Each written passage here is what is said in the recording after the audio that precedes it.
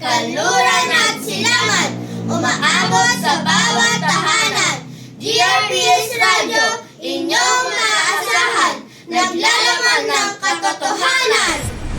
Radyo DYRB 97.3 Balita. Ang oras, alas 7 ng umaga. Sa ulo ng mga nagbabagang balita.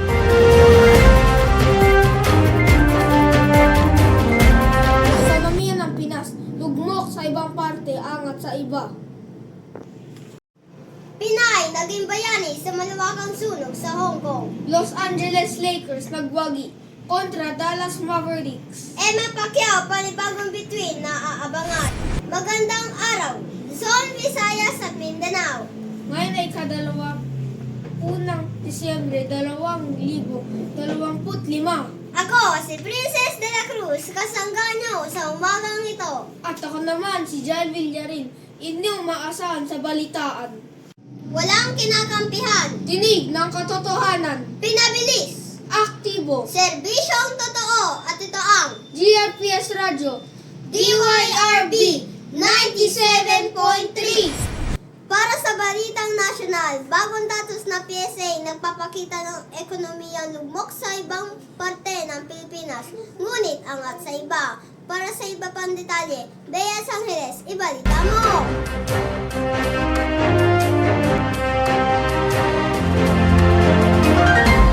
Ayon sa bagong datos na inilabas ng PSA noong ika-6 ng Agosto para sa ikalawang quarter ng taong ito, bumaba ang GDP ng Pilipinas na 16.5% kumpara sa ating datos noong 2018. Pinapakita nito ang pagbaba ng produksyon at paggastos sa bansa sa loob ng 7 taon. Kasama nito ang pagbaba ng GNA at net primary income ng Pilipinas ng 17%, respektibo na nagpapakita ng pagbaba ng kita ng mga mamamayang Pilipino sa buong mundo. Bea Angeles, nagbabalita.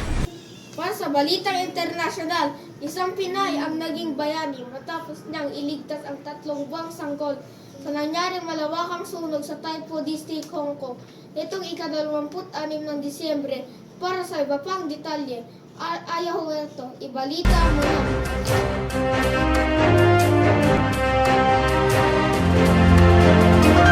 Tip na tumakas, prinotektahan ng bagong sampang domestic worker sa Hong Kong ang batang sanggol sa likod ng sunog at makapal ang usok habang ang 128 katao naman ang nawalan ng buhay, kasama na ang Pinay OFW na kinilalang si Marian Pascual Esteban. Ayaw ito nagbabalita. Magbabalik ang balitaan pagkatapos ng paalalang ito.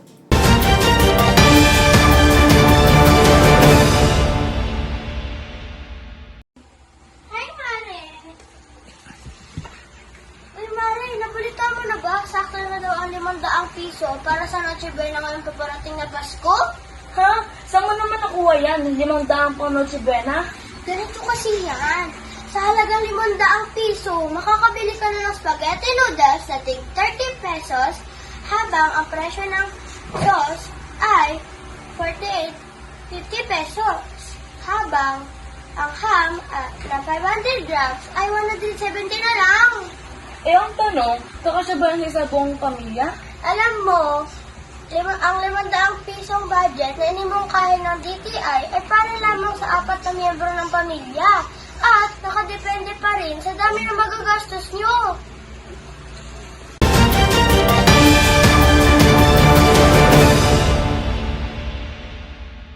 Paalala, maging wais ngayong paparating na Pasko. Alalahanin na pamilya pa rin natin ang simbolo ng Pasko.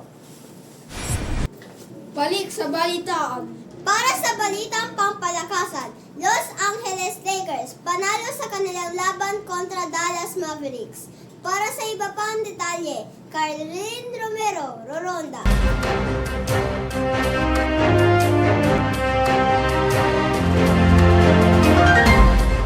Los Angeles Angeles Lakers nagwagi laban sa Dallas Mavericks nitong ika-28 ng Disyembre sa Crypto.com Arena sa puntos na 129-119 na dagdag sa kanilang 5 sunod-sunod na panalo at mas bubuti pa sa kanilang 4-0 sa NBA Cup to win West Group B na magbibigay sa kanilang ng home court advantage sa kanilang laban sa Antonio Spurs nitong ika-10 ng Disyembre. Carlin Romero para sa Balitaang Pampalakasan. Pa sa Chika Beats Showbiz, may panibagong personalidad na naman ang pinagkakagaluhan ngayon. Kung sino siya ating tunghayan.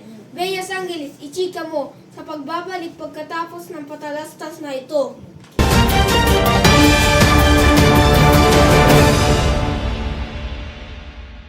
It's time to try Maggie Magic Sarap. Anumang lutuin, confident na kaya masarapin. With all-in-one Maggie Magic Sarap. Kaya naman ang pamilya, magpapa.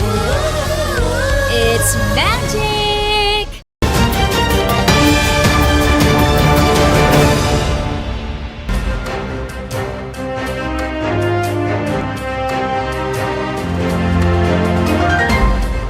Ayan, sunod-sunod na paghanga na pinakita ng mga netizens kay Eman Bacosa Pacquiao matapos ang kanyang sunod-sunod na paglabas sa TV program ng GMA Network.